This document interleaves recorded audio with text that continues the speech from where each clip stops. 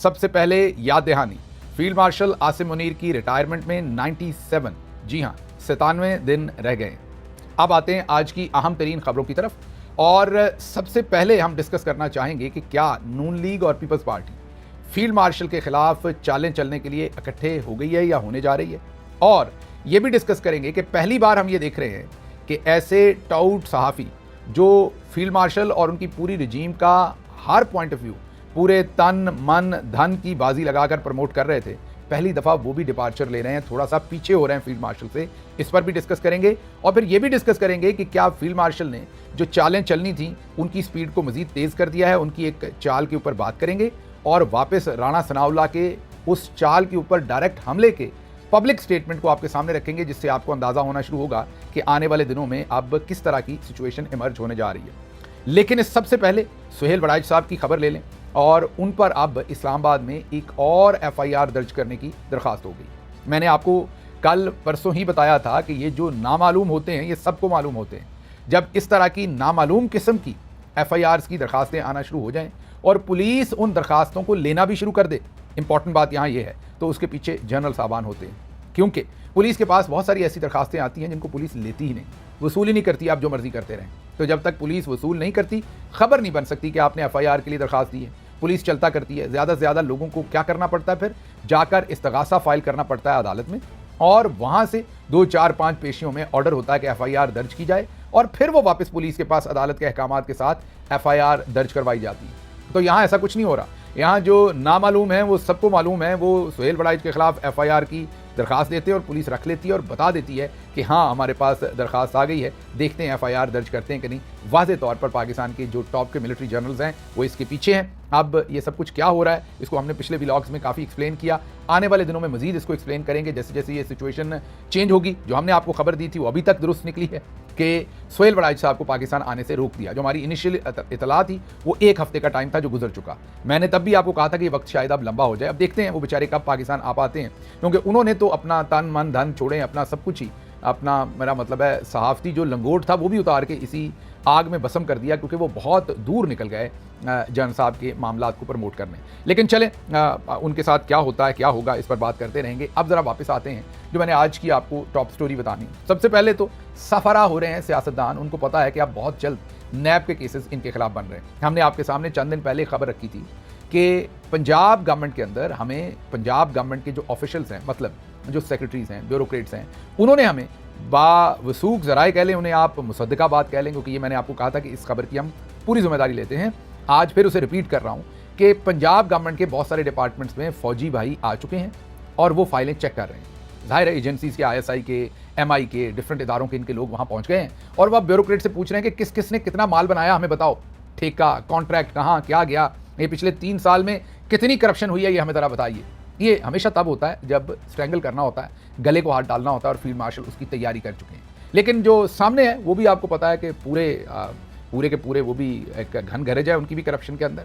नून league हो या peoples party, वो भी तंत्री हैं बहुत बड़े, उन्होंने भी अब तैयारी शुरू कर दी है। तो सियासतदानों में असासे छुपाने के लिए कोशिश शुरू, पीपल्स पार्टी के अराकीन की कानून साजी की कोशिश। डॉन अखबार की रिपोर्ट है और वो कह रहे हैं कि पीपल्स पार्टी की शाजिया मरी और सैयद नवीद कमर की जानब से बिल लाया गया है कि जो अराकीन पार्लियामेंट है उनके असासों की राजदारी का मुतालबा किया।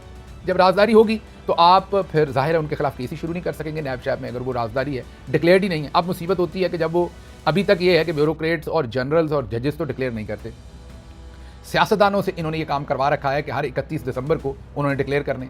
जब उन्होंने डिक्लेयर करने हैं अपने असासे तो वहाँ से इन्हें पता चल जाता है और फिर ये केसेस बनाते। अब वो कहते हैं कि हम जितना मर्जी लूटें, जितना मर्जी खाएं, लेकिन हमें भी आप वाली सहूलत होनी चाहिए, मतलब जजेस वाली, जनरल्स वाली, ब्यूरोक्रेसी वाली, और बड़े बड़े तंत्री जो जर्नलिस्टिक ग्रुप हैं उन वाली। हमारे पास भी ये सहूलत होनी चाहिए कि हम भी अपने असास से डिक्लेयर ना करें।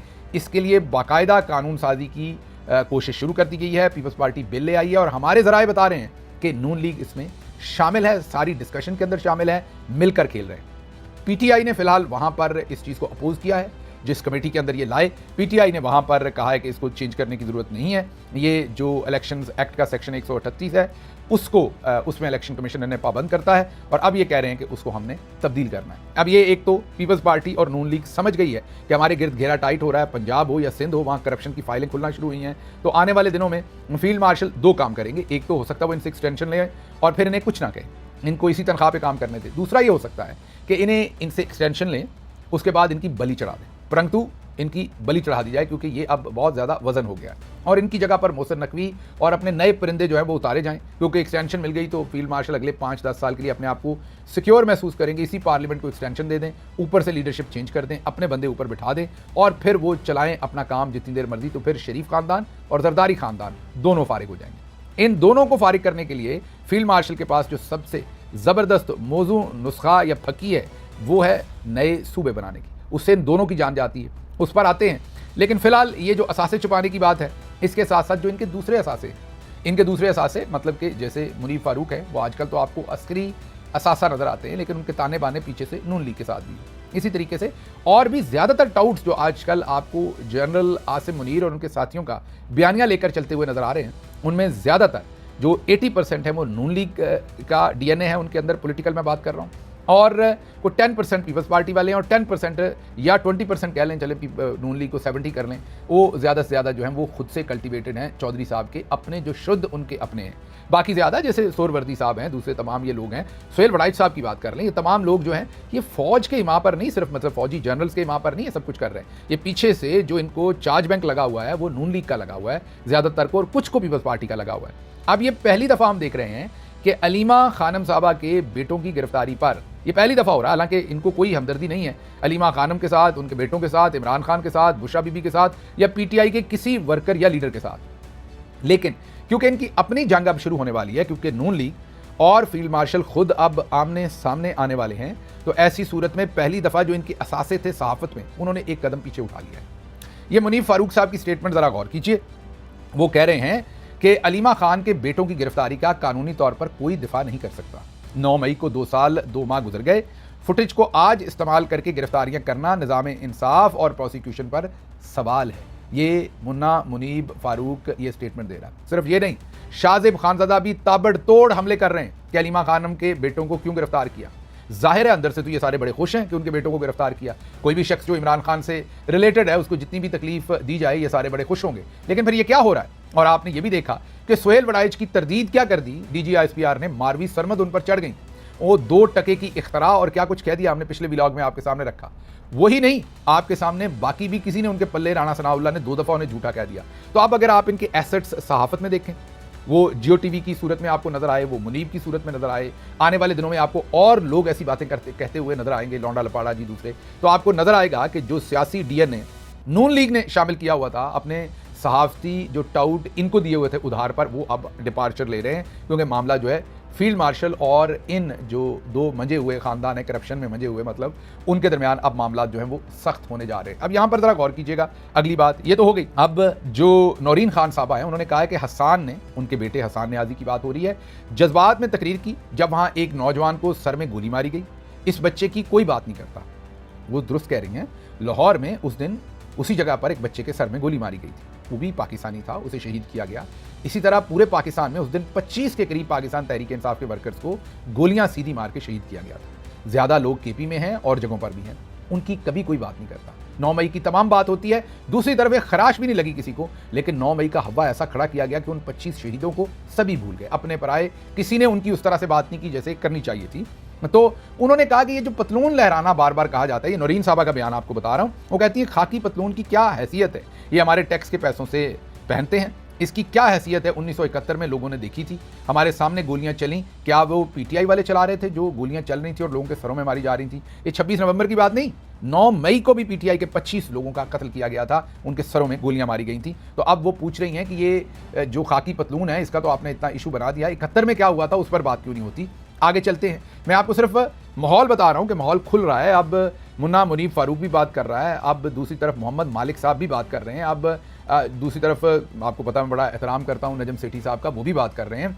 आपको पता है कि अब थोड़ी थोड़ी बात कई तरफ से आपको अंसार अब्बासी भी हल्के फुल्के हिलते फिलते नजर आ रहे हैं। तो आपको अब बहुत कुछ तब्दील होता हुआ, मारवी सरमद साहबा, और बहुत कुछ आपको आने वाले दिनों में तब्दील होता हुआ अब मुझे लगता है कि नजर आएगा।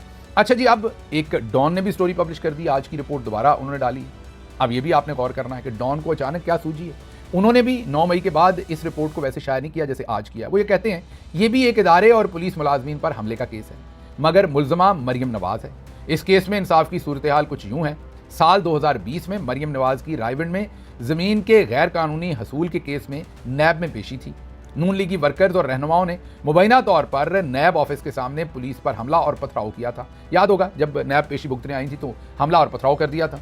इसके बाद नैब के एक डिप्टी डायरेक्टर की कंप्लेंट पर FIR का अंदराज हो गया था, जिसमें मरियम नवाज, राणा सनाउल्लाह और पार्टी के 58 वर्कर्स को नामजद किया गया था। अब इस केस में चूंक पुलिस ने इंसदाद दहशतगर्दी अदालत में रिपोर्ट जमा कराते हुए कहा कि मरियम नवाज और दीगर मुल्जमान पर पुलिस पर हमले और पथराव के इल्जामात साबित नहीं हुए, इसलिए मरियम नवाज और दीगर मुल्जमान के खिलाफ मुकदमे की मनसूखी की मंजूरी दी जाए। अब वो ये कह रहे हैं कि उन्होंने कोई हमला नहीं किया था, क्योंकि पंजाब गवर्नमेंट मरियम नवाज के पास है, तो वो अब अपना ये केस खत्म करवाना चाह रही हैं। तो डॉन पूछ रहा है कि पुलिस भी एक इदारा था, नैब भी एक इदारा था। अगर इदारों की बात हो रही, कोर कमांडर हाउस की बात हो रही है, तो ये भी इदारे थे, इन पर भी हमला हुआ था, लेकिन हमला करने वाली मरियम नवाज थी और उनके किसी बंदे के खिलाफ कार्रवाई नहीं हुई। यही मत रुकिए, याद कीजिए कि फजल रहमान और उनके लोगों ने सुप्रीम कोर्ट ऑफ पाकिस्तान पर हमला किया था। उससे पहले 90s के अंदर याद कीजिए कि नवाज शरीफ और उनकी पार्टी ने सुप्रीम कोर्ट ऑफ पाकिस्तान के ऊपर हमला किया था। तो ये तमाम लोगों को छोड़ा गया। अब डॉन इसके ऊपर भी सवाल पूछ रहा है। आगे चलते हैं। आगे ये है कि राणा सनाउल्लाह का अब जो अगला बयान है ना, वो थोड़ा सा पुश बैक करता है फील्ड मार्शल को। वो उनको बताता है कि ना चन ऐसे नहीं, आपने हमें भी इस्तेमाल कर लिया, अब आप हमारी बलि भी चढ़ाना चाहते हैं, तो हम इतनी आसानी से ये नहीं होने देंगे, क्योंकि हमारा माल पानी अब जो है वो सारा स्टेक पे है। तो वो क्या बयान दे रहे हैं? राणा सनाउल्लाह ने कहा कि हुकूमत 27वीं तरमीम और नए सूबों के मामले पर बिल्कुल गैर संजीदा है। बाकी सारा बयान जो है वो फील्ड मार्शल साहब की लाइन पर ही है। इसमें गैर का नाम जो है ना, गैर का नाम जो है, गैर का लफ्ज़ जो है, ये अगर आप निकाल दें तो फिर पढ़ें दोबारा बयान को। राणा सनाउल्लाह ने कहा कि हुकूमत 27वीं तरमीम और नए सूबों के मामले पर बिल्कुल संजीदा है। तो ये है वो बयान जो फील्ड मार्शल चाहते हैं, लेकिन उसमें उन्होंने गैर का लफ्ज़ लगाया है। ये है वो लफ्ज़ जो नून लीग और पीपल्स पार्टी ऐड कर रही है। तो उन्होंने कहा कि नए सूबों और 27वीं तरमीम के मामले पर हुकूमत गैर संजीदा है। अब अपने गैर हाथ में पकड़ के रखना है, बाकी चीज़ें इसी से क्लियर हो जाएंगी। उन्होंने वादे किया कि 9 सितंबर को इलेक्शन होगा, जो उनका सेनेट का इलेक्शन है, फैसला ऐवान में हो जाएगा, ब्ला ब्ला ब्ला, बाकी सारी बातें वो कर रहे हैं। लेकिन उन्होंने ये कह दिया कि हम सूबे बनाने में हमारा कोई खास इंटरेस्ट नहीं है। इसी जगह पर डिस्कशन करते हुए उन्होंने कहा था कि सोहेल बड़ाइच ने बात तो ठीक की थी, वो डीजी साहब प्रेशर नहीं ले सके, अफोर्ड नहीं कर सके, तो उन्होंने फिर ये सब कुछ किया। लेकिन क्या तो सोहेल बड़ाइच सच रहा है और डीजी झूठ रहा है, ये भी उन्होंने वहीं पर ताना बाना सीधा किया था। अब जरा फील्ड मार्शल साहब की साइड पर आ जाए। उन्होंने भी अपनी चालें जो है वो पत्ते जो है फेंकना शुरू किए हैं। नॉर्मली फील्ड मार्शल एक दिन में एक चाल चलते हैं, लेकिन अब फील्ड मार्शल साहब ने एक दिन में 3 चालें चलवाई। एक ही जगह से हैं, लेकिन 3 है। वो आप सूट लेने जाते हैं ना, बजाज, पंजाबी में बजाज सूट बेचने वाले वो कहते हैं, और सूट लेने जाते हैं आप, तो आप जब कहते हैं कि कपड़ा देखना है, तो वो आजकल तो रवाज ही खत्म हो गया खैर खुले कपड़ों का उतना ज़्यादा, लेकिन आप लेने जाते हैं तो वो थान के थान आपके सामने फेंकते हैं, बाजी ये ले लें, बाजी ये नहीं ये ले लें, बाजी ये नहीं ये ले लें।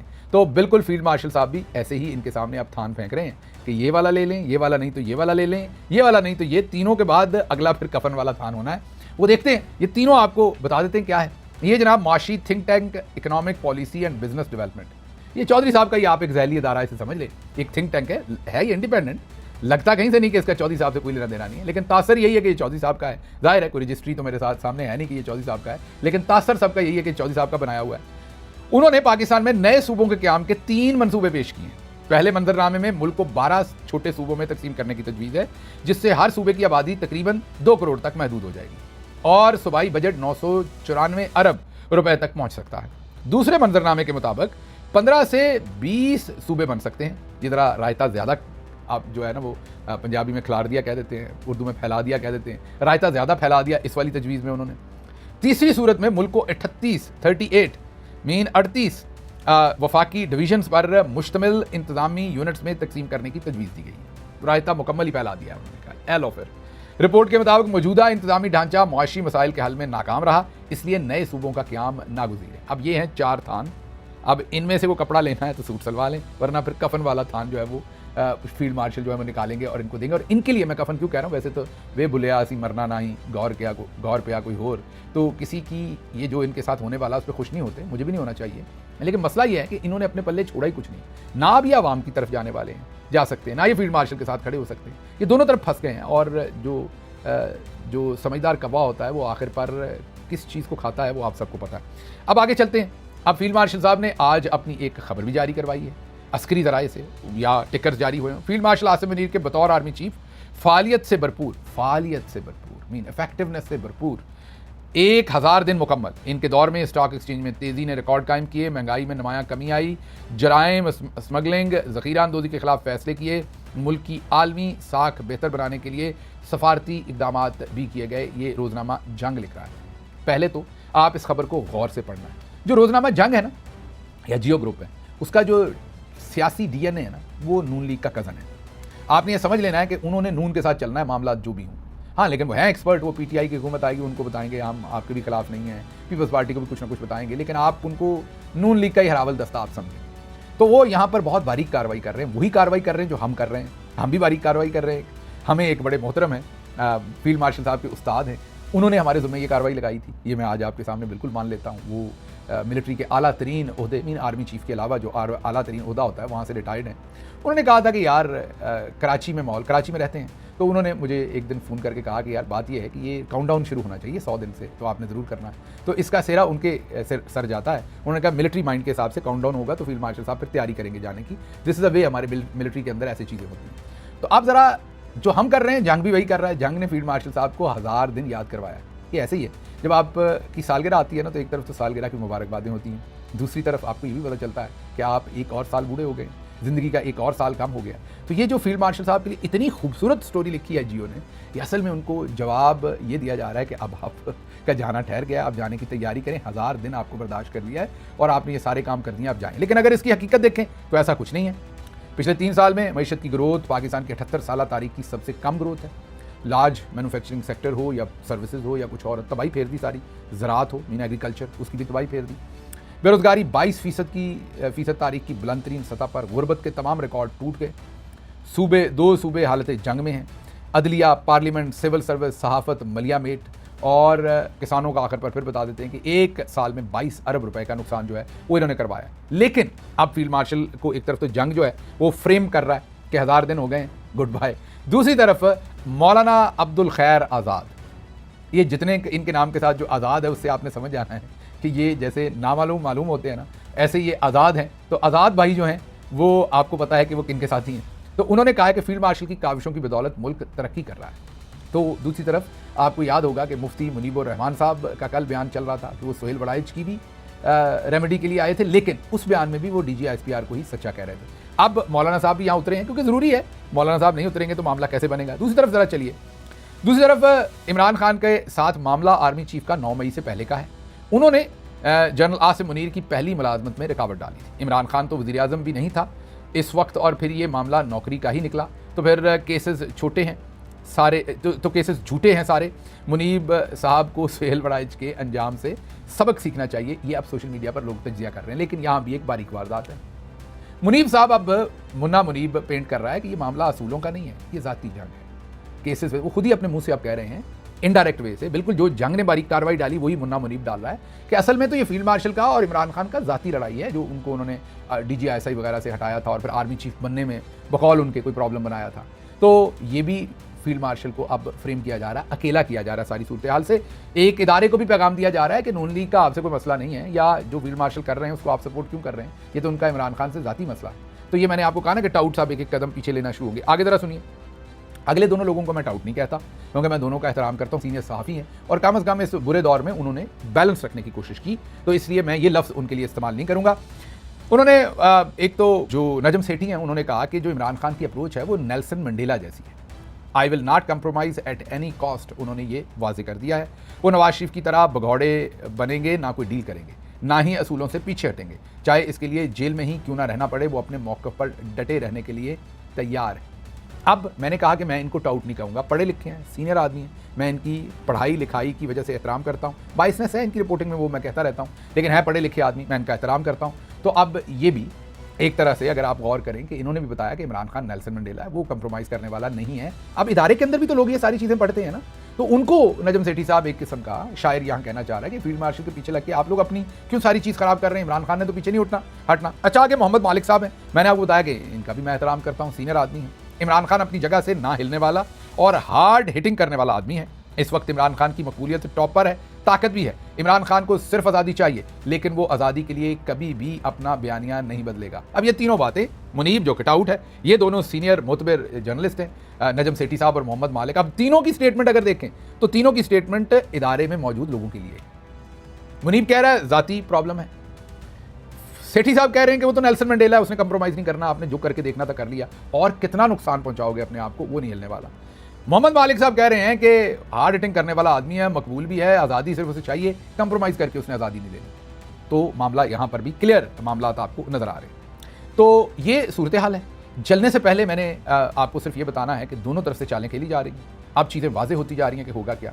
आखिरी खबर मैंने सताइश करनी है, हमारी स्विट्ज़रलैंड के अंदर जो पाकिस्तान तहरीक इंसाफ की लीडरशिप है, शकील साहब हैं, दूसरे दोस्त हैं बहुत सारे, और ख़ुसूसी तौर पर ख़वातीन हमारी वहाँ पर, उन्होंने एक वुमेन कन्वेंशन किया है जिसमें हमारी पूरे यूरोप से ही तकरीबन ख़वातीन वहाँ पर पहुँची हैं। वहाँ पर बुशरा बीबी की बहन भी पहुँची थी दुबई से, ख़वातीन ने मिलकर वहाँ पर आवाज़ उठाई है, जिनीवा में किया गया है। मेरी तरफ से बहुत एप्रिसिएशन तमाम हमारी बहनों की जो वहाँ पहुँची, बात की, और उसके अलावा मेल मेंबर भी जो हमारे पाकिस्तान तहरीक इंसाफ के, पूरा हमारा जो यूरोप का, पूरे हमारे ओहदेदार सारे के सारे, मैं सभी के ज़ाहिर नाम नहीं दिए जा सकते होते, तो मैं उन सब की ढेर सारी सताइश करता हूँ। ये आपने बहुत अच्छा काम किया, अच्छे कामों को जारी रखिए। और मैं आपको बार बार कहता हूँ कि आपने नाउमीद नहीं होना।